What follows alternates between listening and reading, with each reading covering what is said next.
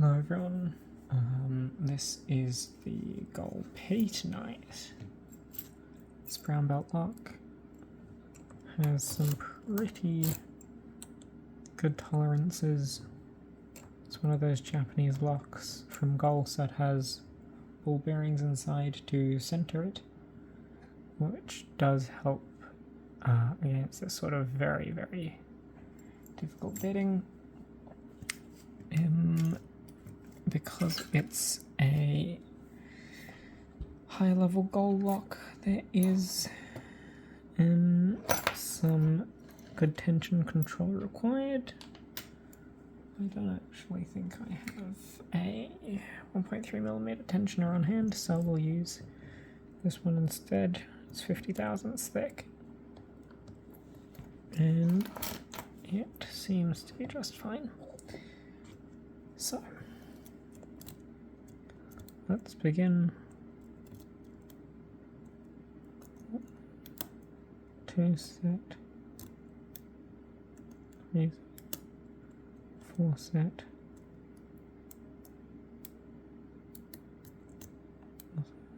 6,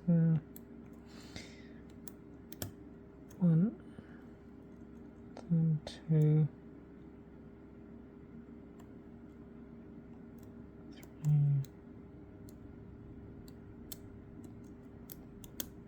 5, 6, pull back, 2. What is happening outside? Sounds like a storm.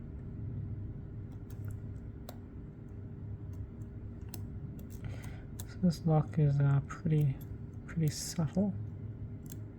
That's feedback. Requires a very delicate hand.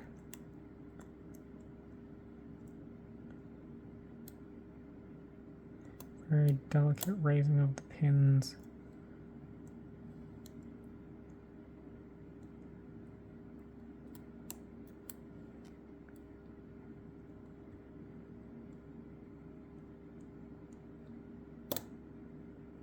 I feel like another set.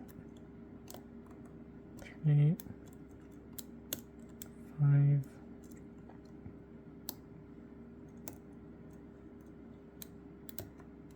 1, 2,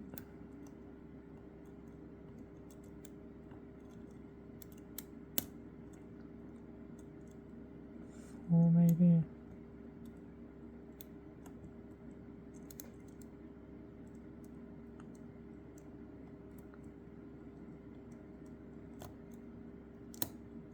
3,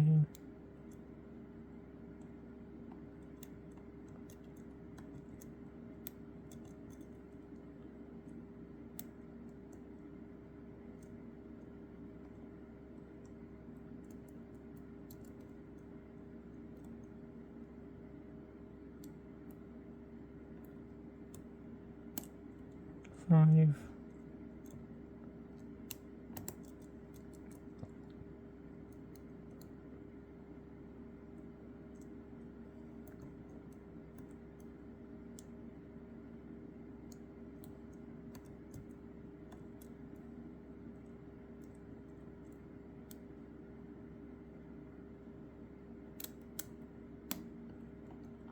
4.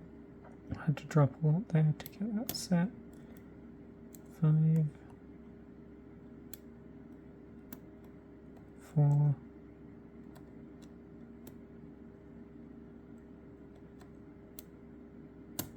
6.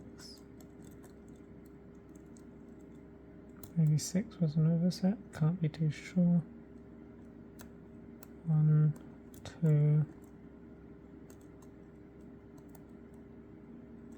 3, 4, good full set. 5 set. 6 maybe set. 1 got a click. More movement.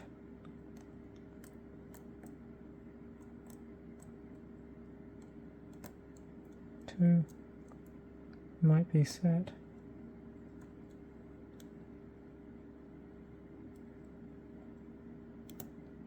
3,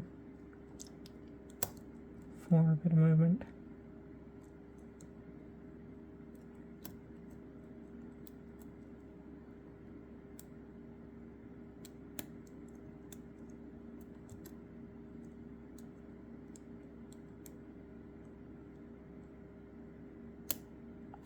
A bit.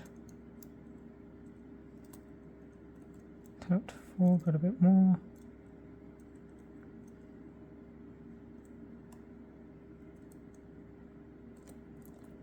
Let's see, 1.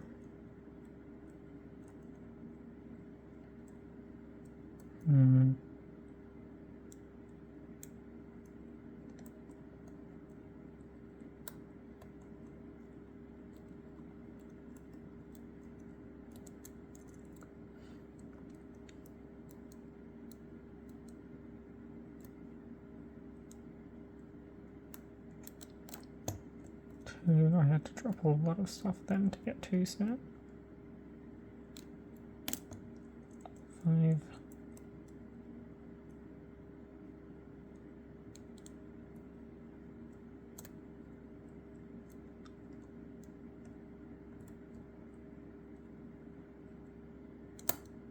2 set.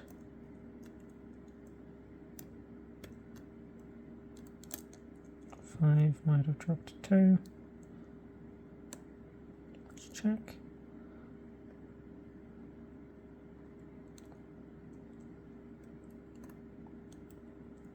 No.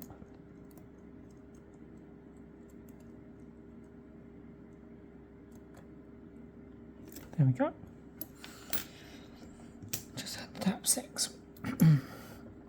So, because this is a goal lock, it's pretty kind. Wait, let's not make it too much noise. It's a goal lock, so it is kind about being gutted up top. It's got one of these gut plates. Now let's make sure that I have a screwdriver with a bit for this. That is not the right bit.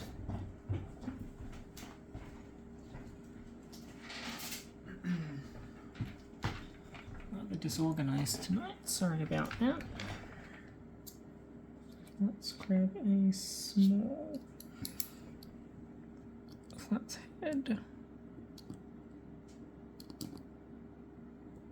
Try to get the slide cap off. Or not.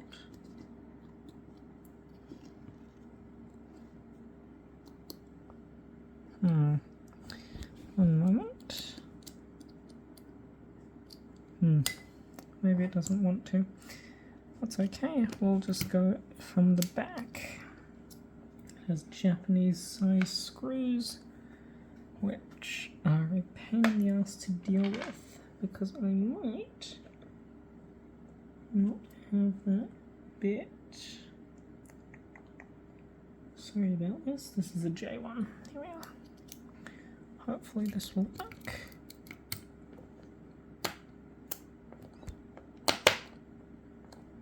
Sorry about this again.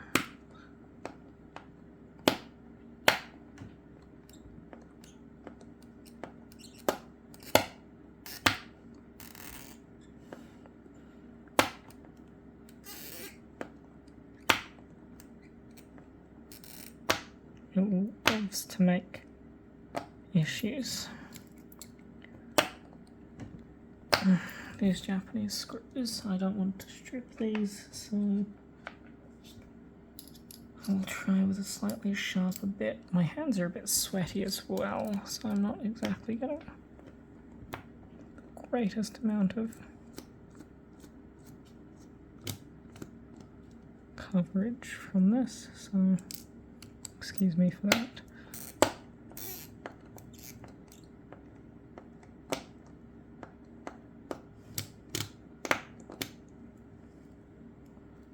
Yes, this should come out just like that. Yep. Well, look, I was gonna have to gut the back part anyway. A ball just came out, That's for something, I'm sure. I was going to have to get it from the back anyway because I needed to show the overmilling. So we'll look at this. Sorry about that one though. Follower. Again, I find myself very unorganized, and I should not be. I kind of got this lock on my desk and I thought maybe I should open it on video because I haven't opened a brown belt lock in a bit. Not since I think the Desmo. So whereabouts? Whereabouts is it? Follow on. This is really quite. Oh yeah.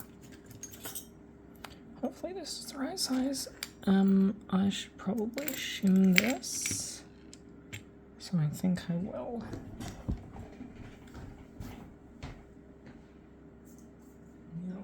It's important to remember again that these Japanese locks have ball bearings in them. So if you go from the top, it's fine. If you go from the back like this, in the core there are balls. And I've just shot one out, but it's fine. So, 2 sprung balls. Well, there's one. Wait. I'll dump out these springs on the side. I'll show this in better detail after. I hope I can find that ball bearing, because if not, it's going to be a rather large pain in the backside to locate, because this is the first time gutting. So awkward. I'll find it later.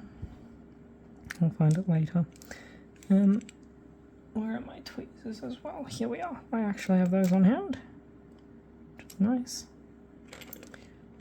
A tapered sort of torpedo in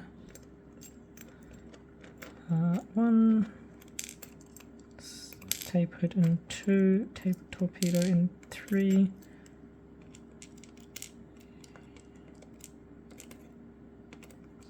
a tapered torpedo in 4, and 1 in 5, one slightly longer in 5 because of the bitting, and 6 is a tapered torpedo, very long, near a min left. So you'll see on the core there is overmilling but no undermilling. So that just means you have to give it a second tap, because the pins will rest just on this lip. You can see how there is, there is bite here. Again, it's not like undermilling where it catches, it just rests on top, meaning that you have to have another one. It's flattened here, which doesn't really do anything for picking, but probably is quite helpful for locksmiths in Japan. Pinning wise, it's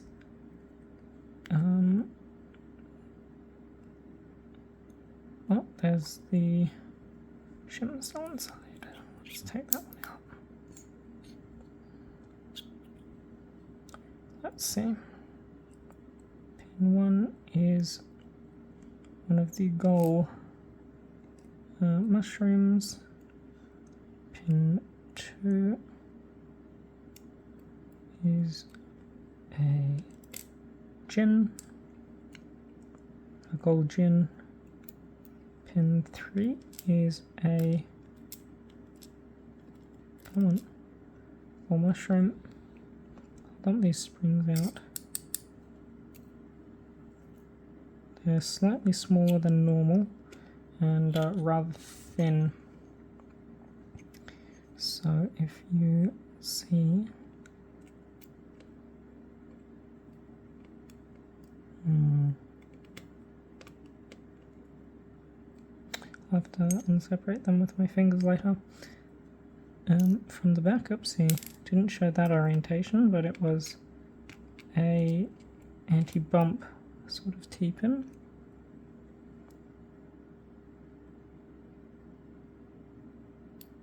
This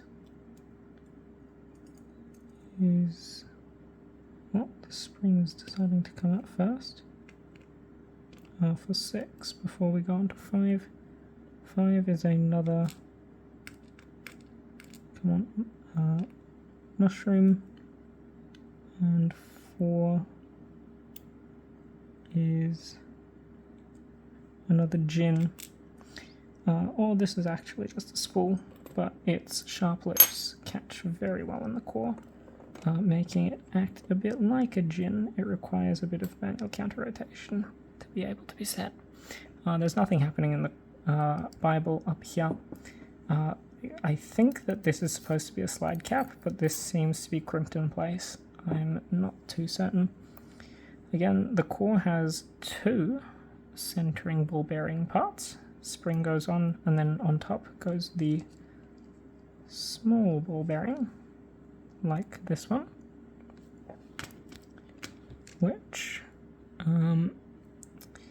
gives a bit of slop in the core left and right. Again, I assume it's to center or to force centering, but in terms of picking, it acts a bit like a sidebar and gives you a bit of assisted floating if you need it. In this, it's not particularly necessary. Otherwise, that's all. Again, this has been the Gold P. Have a lovely rest of your day.